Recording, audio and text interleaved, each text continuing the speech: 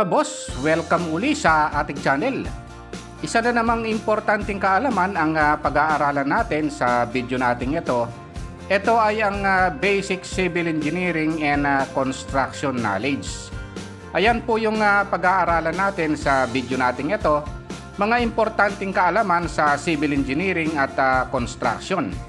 Kaya lang mga boss, bago tayo mag-umpisa, huwag niyo po sanang kalimutang pindutin muna yung like. Isama nyo na rin po yung subscribe tsaka notification bell. Okay, umpisahan na po natin yung topic natin. Ang una nating pag-uusapan mga boss, no, dito sa topic natin, no, sa Basic Civil Engineering and Construction Knowledge, etong tungkol sa cross-sectional size ng poste mga boss, no. Ang una na pag-uusapan natin, etong under special moment resisting frame na minimum cross-section size ng poste, no, or column. For one story house is 300 mm by 300 mm, no, or 1 foot by 1 foot, no. Sa bungalow po yan, no, one story house, no. Kung nasa earthquake prone po kayo, no. Pero kung wala naman, ang recommended is 250 mm by 250 mm, no.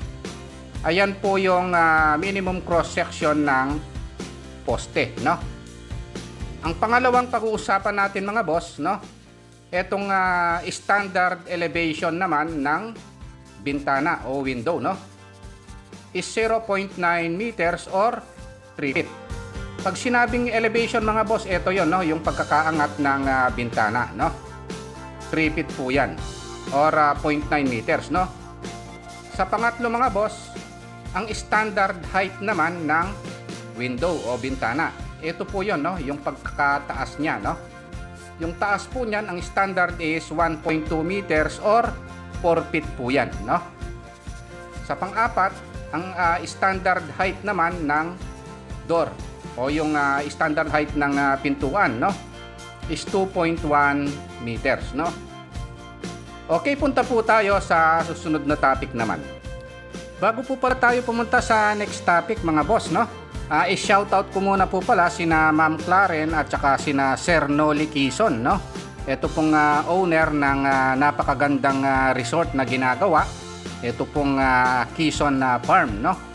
Dito sa may Purok 6 Bliss, dito sa may Barangay San Vicente, Magalang, Pampanga.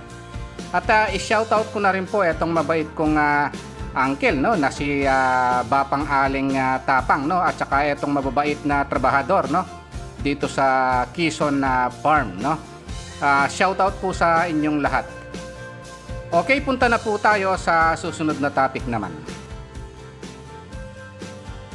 Ang susunod na pag-uusapan natin mga boss, no, dito sa panglima, horizontal member formworks such as beam and slab is called centering.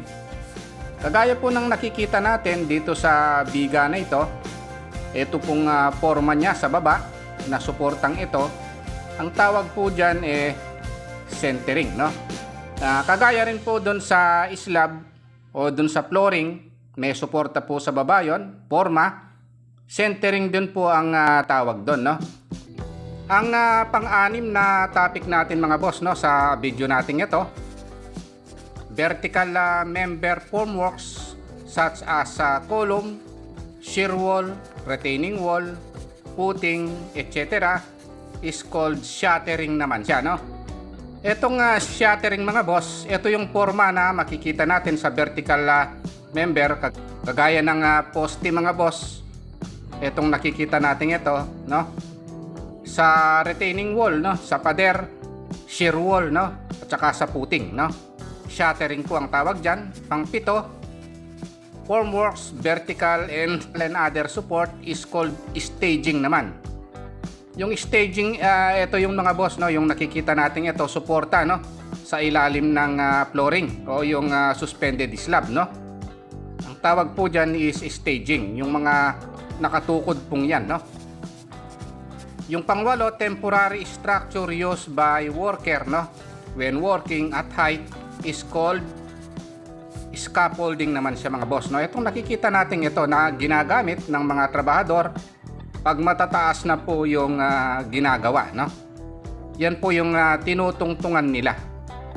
Ayan po yung tinatawag na scaffolding, no?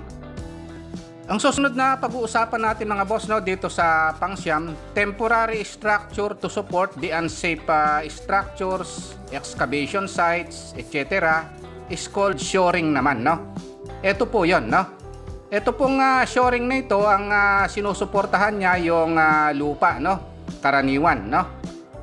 Kasi pag nagpupundasyon tayo ng mga gusali, ay kailangan pong suportahan natin yan, lalo na kung malalim na po yan, no?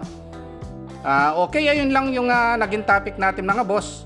Kung nagustuhan nyo itong video natin, huwag nyo po sanang kalimutang pindutin yung like. Isama nyo na rin po yung subscribe tsaka notification bell. Thank you very much at God bless po sa inyong lahat.